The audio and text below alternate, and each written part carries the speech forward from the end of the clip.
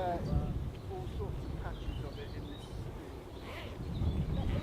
We're at Charity Fields in late June. We're experiencing a prolonged heat wave. It's about 10 o'clock, 11 o'clock in the morning, and we've come down to the best field. We have 3 fields here, and we're starting in the best field.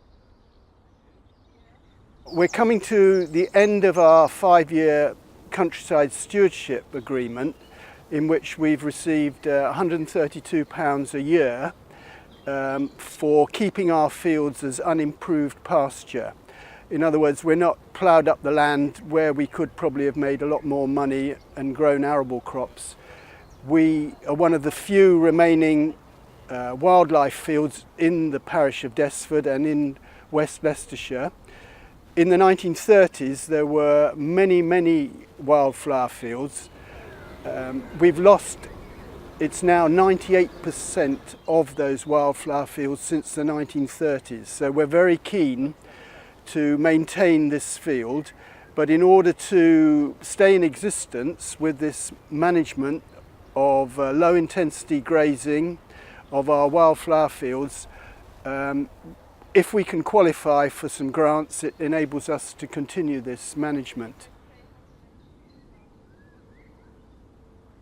As you can see in the background behind me, I have 2 members of the Leicestershire Rutland Wildlife Trust. I have a botanist and a habitat specialist, and I'm going to join them, and we're going to do a series of transects in this field and the other ones, with the view to identifying the number of species that fall in a quadrat, a metre square, and that will enable us to say whether our field is rich enough to qualify for some grants.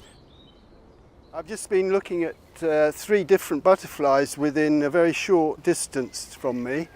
The small tortoiseshell, one of the whites, and the ringlet. We also have a large number of meadow browns here today, and you can see I'm within a beautiful patch of rich flowers. Now, we're going to apply for a grant from Natural England. We're going to try and get into their scheme, which is called mid-tier grazing, and because the field is so rich in flowers, we're likely to qualify for a higher amount of finance than we have been in the last 5 years. So to support this application, we're doing the survey, and it has to be random quadrats along a transect line, and it may be that it doesn't qualify, but we're going to see how we go. We're fairly confident that this field area is particularly rich, and we're going to survey the whole field with a W pattern transect. We're going to go up this side, then we're going to come down into the middle of the field, up into the far corner, and then back down to the level at which I am at the other end of the field. And along that, each spoke of the transect of the W, we are going to do 2 or 3 intensive studies of all the species that fall within a metre square quadrat. That includes all the grasses.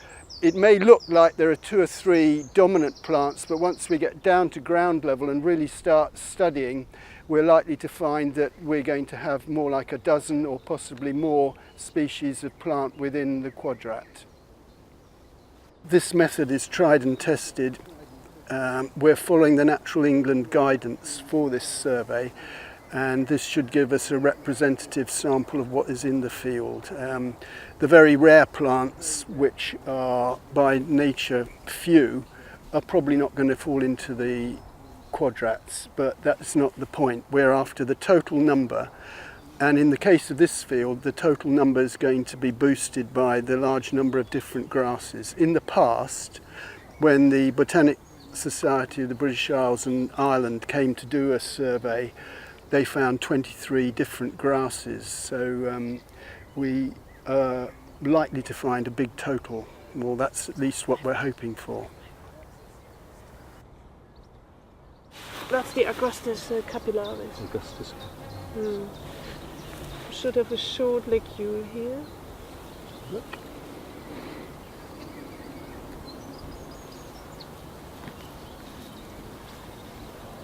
Yeah, very short. I need to do a lot of work on grasses. Yeah. Yeah, you need it. It's just difficult because you see the pictures, and they're always idealised, and you can't, and nothing ever looks quite like that, does it? In the field. Yeah. And also, now it's open. Yeah, that it looks totally different, doesn't it? Yeah, and then it's closed. Yeah. Then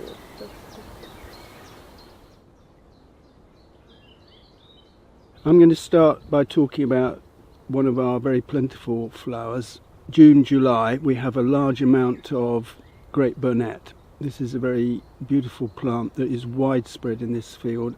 It would have been widespread in fields all over the Desford parish 20, 30, 40, 50 years ago, but this will be one of the few fields that has a large spread of this flower now.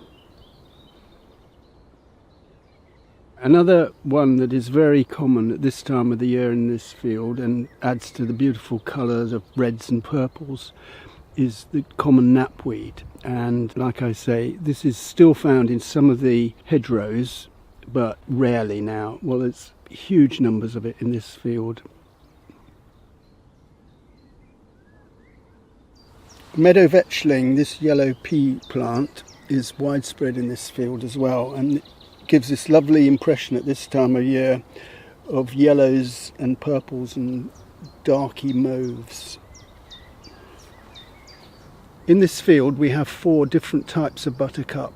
Most of them were early flowering ones like the bulbous buttercup, and even earlier than that we've got the Goldilocks buttercup. They're now well over. This one that you're looking at now is the meadow buttercup, and most of these have passed over now, but it's the latest one to flower. Oxeye daisies were at their best probably 2 weeks ago. This is one that is still very fresh, and in the background we've got other ones that have gone over. Now, oxeye daisies in this field are not hugely represented, but they occur in patches. It's interesting how some of the flowers occur in patches that we're looking at. One of them is definitely the oxeye daisy. Another one we'll probably see shortly are patches of lady's bedstraw. This is another one of our less common plants. This is an Alchemilla species. This wild Alchemilla is much smaller than the garden variety that some of you will know and grow, Alchemilla mollis. As you can see, its flowers are going over now. As the grasses get taller, they shade this one out, but this is well represented in this part of the field, and it's one that you won't find widespread in Leicestershire. We need to be careful. We've already had a lovely purple plant, which was the knapweed. Now look carefully, and this is definitely very different. This is one of my favourite plants in the field. This is betony. As I've been saying before, this would have been a widespread plant, but you're going to find it very hard to find it in the parish of Desford, if at all, other than in these fields, which is why we're so keen to hang on to them.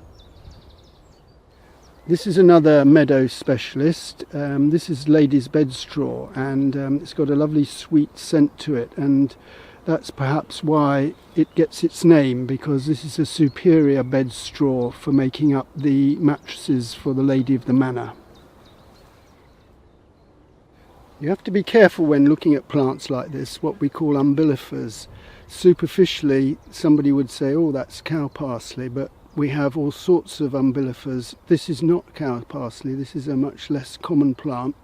This one's called pepper saxifrage. It occurs at a few places in this field, and again, this together with all the other plants is what makes this such a special field.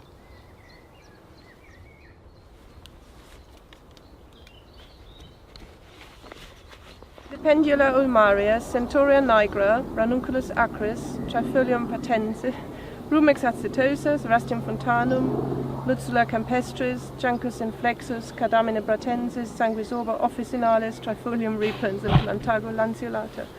Could do it in English. Gabe's just done our first quadrat, and we've got 20 species in total. 13 of them are herbs, and 7 of them are grasses. And Rob, is that a large number for a square? Yeah, it's really good. It qualifies for species rich. It's over 15 species, so it's really good start.